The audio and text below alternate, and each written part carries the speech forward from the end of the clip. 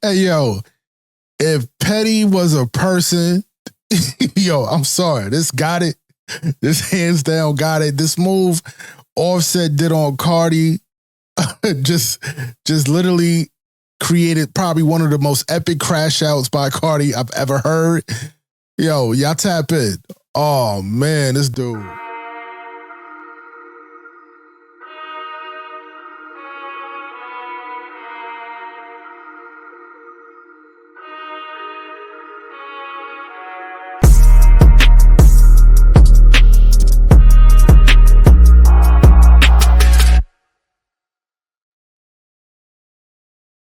Welcome back to the JefeTalk reaction channel. Huge shout out to everybody tapping in. Yo, Offset makes Cardi B crash the heck out. Yo, listen, when it comes to like pettiness, right? It's a certain like fulfilling thing you get. You know when you know you about to get somebody and you know it's gonna be grimy, you know it ain't gonna be cool, but it's just that feeling you get. This is exactly what I think Offset is really doing. I think he is being very calculated with his, just with everything he does pertaining to Cardi. We all know he's a sucker for love. He loves her to death, but he's not feeling this whole new relationship. This whole new relationship got him in his feelings, and you can just tell by the different actions, but at the same time, he's warranted everything that he deserves. At the end of the day, right? We're not going to play one side here. But I think the real problem is like, here's the real problem. Let's keep it a buck. Cardi's new boyfriend is getting away with everything he couldn't get away with. That's why he tripping. Like, think about it. Cardi, we used to go off on this man for cheating on her, doing all the crazy stuff and seeing girls at the strip club after he goes to the strip club, things of that nature. And I mean, to be frank with you, it's just Offset was not playing the game right? I mean, when we really look at these pictures, yo, this is why Offset did what he did. And we're going to talk about what he did. But come on, dog. My man Diggs with Cardi is having the time of his life. I had to blur out some of these pictures. But think about it. My man Offset was getting in trouble for doing the same thing. The problem was he was doing it behind Cardi back. And this is a lesson for some of y'all fellas out there. If you going to do something that may compromise a relationship, you might as well just bring it to the front street. She might be cool with it. But as you can see, I mean, he having the time of his life. Multiple flavors and different packs. And Cardi on the bottom of all this. Y'all can go ahead and Google that yourself. But at the end of the day, oh man, my man Offset. So Offset basically is putting in some child support requests. Look, I need that alimony, some support, like most things where women will put in. He kind of did a reverse Uno card. And it really kind of escalated to the point where Cardi woke up to it. She's like, what the heck is this? she got served all these papers and different requests to the point where she exploded. But like I said, the real reason why all of this is happening because homeboy is getting away with all the stuff that he used to do with Cardi.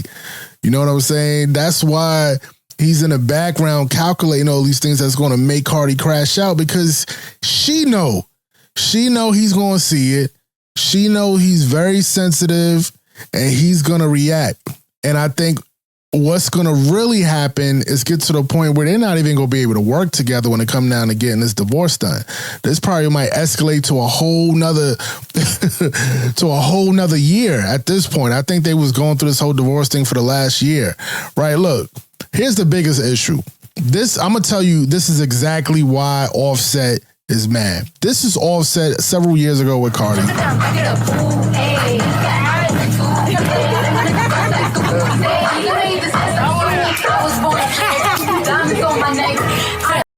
The fact that I'm waking up right now to see that this fuck nigga and his fuck ass team, I know it's not his team. I know it's his bitch ass. Gonna tell the Breakfast Club the only reason why this motherfucker asking for spousal support because I was asking for everything. And because I don't be with my kids. Yo, you such a fucking pussy ass nigga. Word to my mother. I want you to die, but I want you to die fucking slow, nigga. When you die, nigga, I want you to die slow in the bed. And while you die, nigga, you gotta think of me. Let me tell y'all something, right? When I first filed for fucking child support, my lawyer filed for child support. I mean, when I first filed for divorce, my lawyer filed for shit. And this nigga started spazzing, right? So I told my lawyer, there's a renew, what's that shit called? There's a renew